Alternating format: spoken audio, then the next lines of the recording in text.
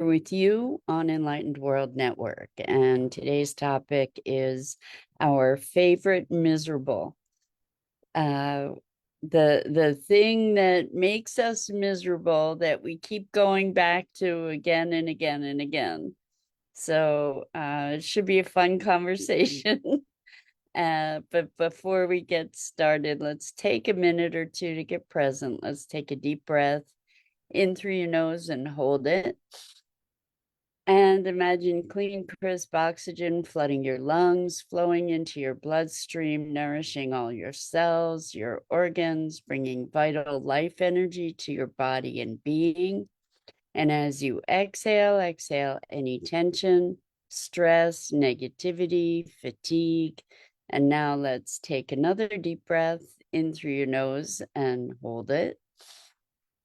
This time, imagine brilliant, bright light lighting you up from the inside out, illuminating, electrifying, and energizing all your cells, your molecules, your electrons, creating a brilliant beam of light and energy from your heart out into the world. And as you exhale any remaining tension, stress, negativity, fatigue.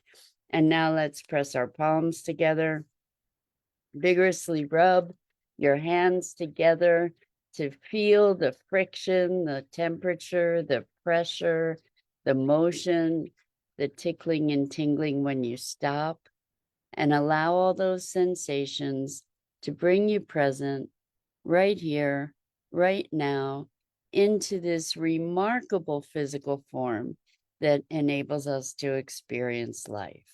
Welcome, welcome, welcome. So, good morning, and it's great to be here with you. And today we're talking about our favorite miserable. And I just love this expression. It's an expression from one of my clients who was using it to refer to certain things that they would just perseverate around. I love that word too, but what it means is to just keep persevering, keep going at something over and over and over and over and over but the thing happened to be something that really made them unhappy, that they weren't happy about, that they had upset around. So I would imagine that pretty much all of us have had moments where we just hook on to something and keep going and keep going and keep going, even though it's making us miserable. And this came up because I have someone in my life who is nurturing and upset. And I think this is something that is not in any way uncommon amongst us, to be nurturing our upsets. And the question is why? And so interestingly, I think what happens is that we become acclimated and familiar with certain patterns of behavior that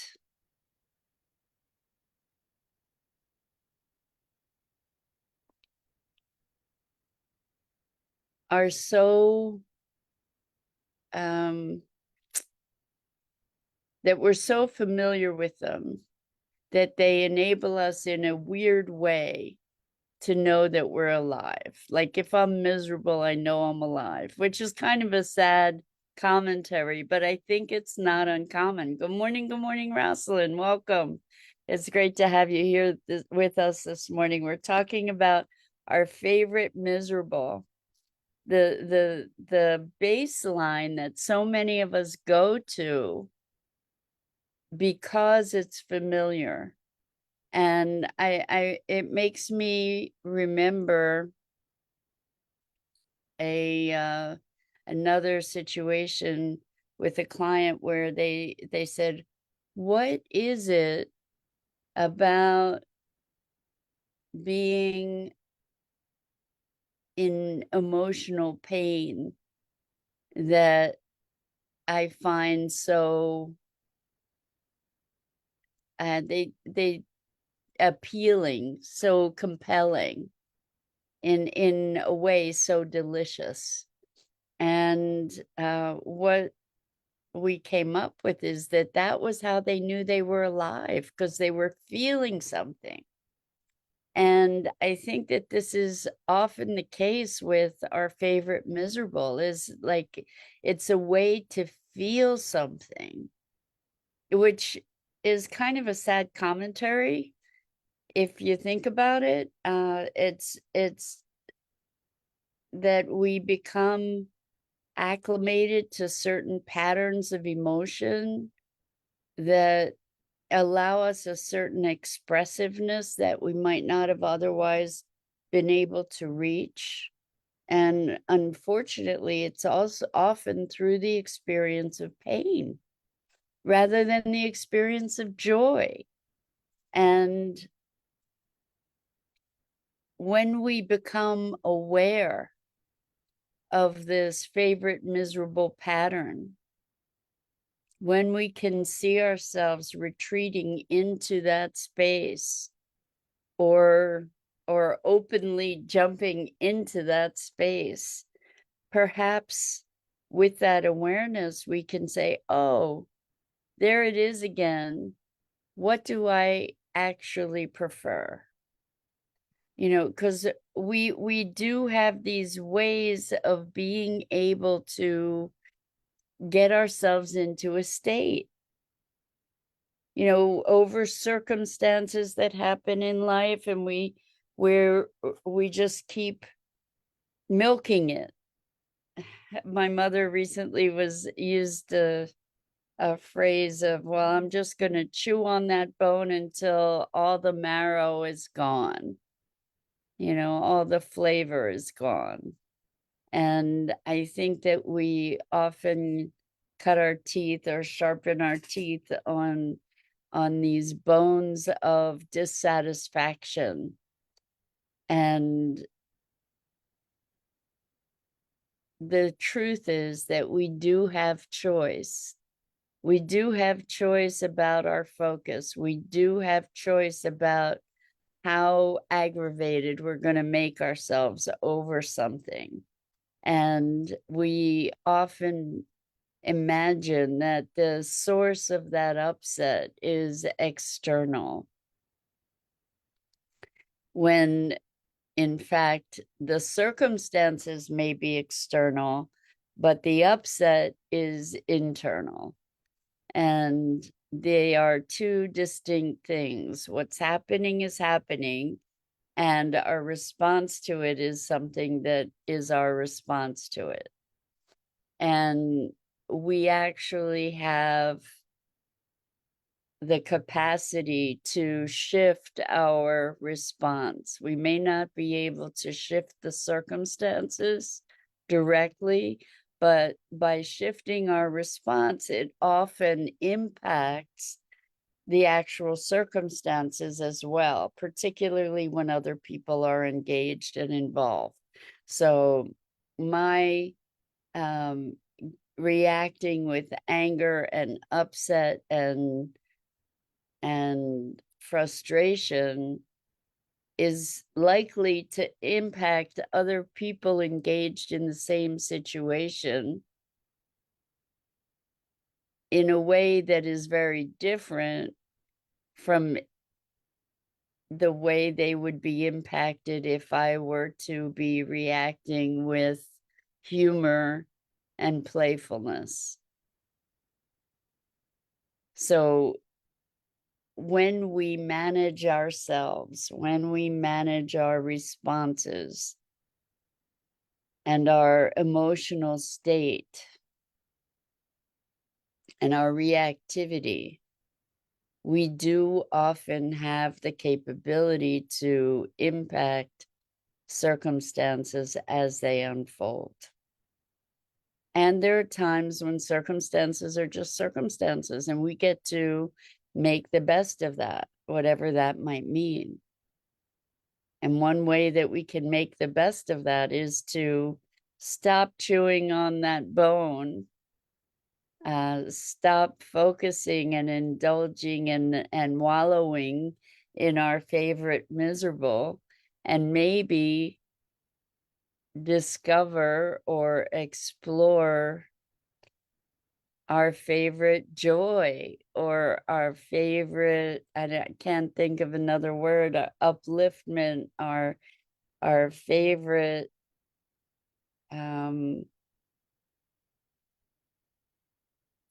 pleasures, joys, satisfactions, delights, our favorite delights, rather than our favorite miserable. To be able to intentionally shift our being state. I do believe that, or it seems to be true, that we have certain practiced emotional states that become kind of a baseline for us, that are so familiar that when we experience a stressor, that's where we fall to in an almost automatic way. So for years and years of my life, I was severely depressed. And when something would go awry, that would be my go-to place. Move right to depression. Bam, it didn't take any time. It was just pretty instant, pretty automatic, actually. And when we think about something being automatic, it's happening without premeditation. It's happening without conscious choice. It was just a go-to place for me because it was so familiar and so practiced and so programmed that that's just where I went. And anger was another place, like a first response. That was just the trigger, bam, that just landed me in that place of defensiveness or anger or depression. And as we diffuse our triggers and we diffuse the associations that keep that wiring in place, that keep that association unquestioned or unchallenged, what happens as we diffuse these things is that we have greater freedom. We have greater freedom, greater access to a wider range of being. And the first step in that process is to recognize these patterned behaviors and reactions. To notice, how am I feeling? What is the internal conversation? What do I have to be believing or saying to myself in order to feel that way? What do I need in this moment that would enable a shift?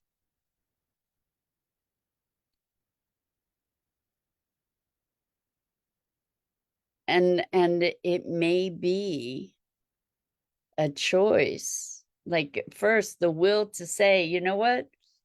I'm not really enjoying being miserable. Because some of us do actually enjoy being miserable. Like, we milk it. We milk it. We, in a twisty kind of way, we enjoy, like this person who enjoyed being grief-stricken or sad. You know, it's a way that we know we're alive because we're feeling. But maybe we can rework that. And so the first step is awareness. The first step is recognizing that we are in this pattern that we might prefer not to be in, that we might prefer something else. And from that place, we can and we do create our emotional states, but we can create an emotional state that is less painful, more pleasing. And I remember what's coming to mind at the moment is during these states of depression, I remember one person just saying, just stop it. And at the time, I was appalled that someone would say that to me, because I responded by, well, if I knew how to, believe me, I would. And I just didn't know how to, because I wasn't aware that I actually had a choice. I wasn't aware that I could spend concentration, time, and energy on cultivating new neural pathways, new emotions, so that I could actually dig myself out of this dark depression. And it brings to mind also a time that I remember being in the shower and singing in the space, you know, crying and singing to try to shift, to try to elevate my state. So Rosalind says, am I only the result of experiences, behavioral patterns, and external influences? The operative word there is only, and I'm gonna challenge that presumption. But and I'm not saying you're presuming it. And then Rosalind goes on to say, becoming aware of baseline being, diffuse these unchallenged states of unwanted behavior. Exactly, we can do this. Feel into what feeling is preferred, enabled when one's defenses are down. Yes, so what I understand now, and this is actually quite simple and elegant. So, you know, in your question, am I only the experiences, behavioral patterns, and external influences? I think all of those things are expressions of an I, but they're not the essence, because in those states, in those experiences, in those behavioral patterns, we have the capacity to observe, to self-observe. And if we're self-observing, then who I am is also the observer, that is not a function of those experiences, behavior patterns, and external influences. So there is the witness I, at least. And that is the I that has the access to choice. And what I wish I, as my current self, could tell my deeply depressed self, or share with them, or coach them into, would have been to be finding presence in the simplest of things, to be finding gratitude, like connecting, not just speaking gratitude, because I wrote gratitudes and it was just a recitation. It didn't have a resonance for me. But to presence oneself, to appreciation for instance, beauty. So Rosalind says, that is the I that has access to choice. I love that. Yes, we do. We do have that access. The I that is the observer is the one that then can initiate choice. And from that space, there's several things that can move us emotionally, energetically into a different frequency, a different emotional state. And one of those things is appreciation and gratitude.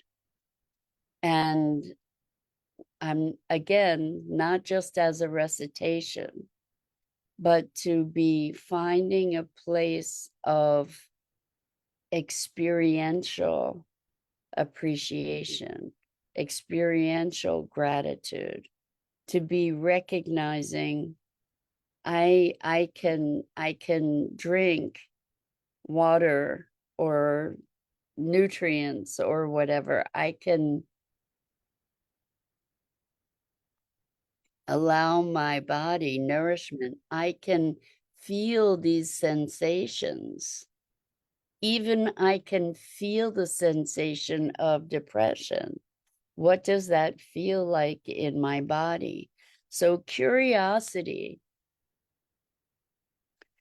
is a way that we can step into that observer realm, actually.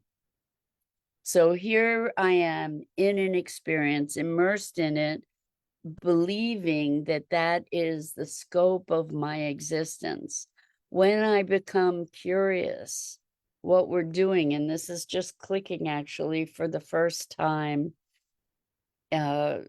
connecting some dots, that because for a long, long time I've said curiosity is the antidote to judgment, and curiosity is one of the most powerful tools that we have for personal evolution. But I guess I wasn't making the conscious connection that curiosity is how we step into this observer role, the I that is witness, the I that is more of a meta experience, that is able to have an exercise choice.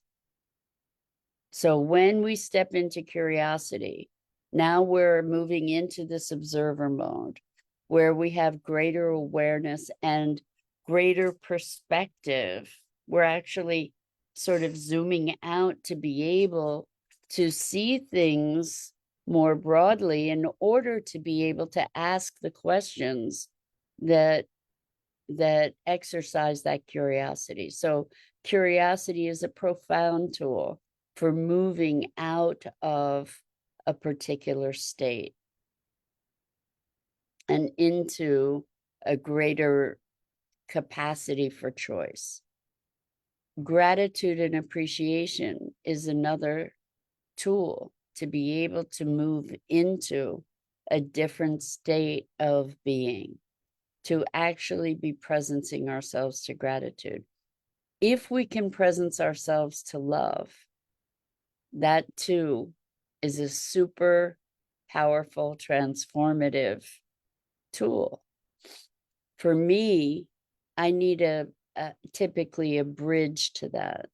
And for me, one of the bridges to love is beauty, and also to gratitude is beauty. So beauty in nature.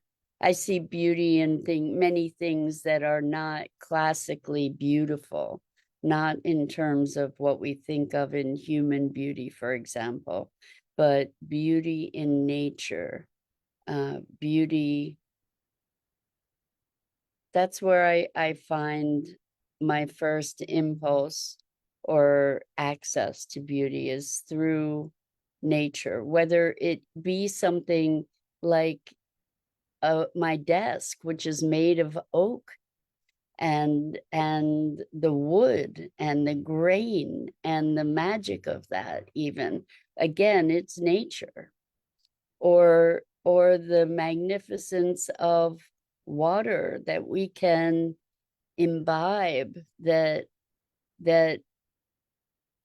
hydrates our body, that moves life, the life of the water into the life of the body, this incredible communication. And with food and with tastes, when we become present to our senses. In other words, presence is another way,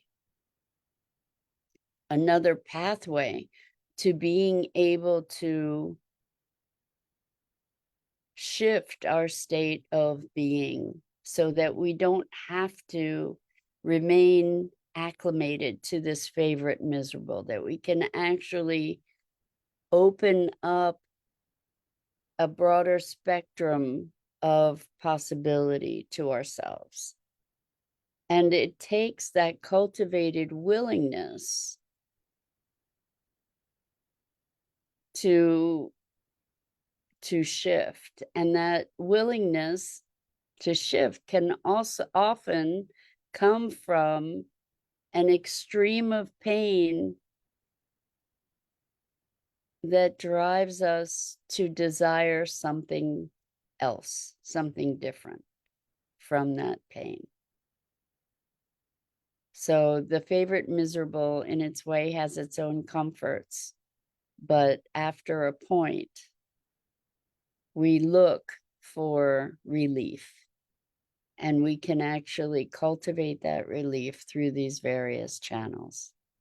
So that's it for this morning. I'm Mira Rubin. This is the Core Connection, and I go live here each weekday morning at 9 a.m. Eastern on the Enlightened World Network Facebook page and YouTube channel. And I invite you to please like, follow, and share Enlightened World Network and me. The links are in the description. And until next time, I am always so grateful for the opportunity to share these musings on being human. And so until next time, so much love to you.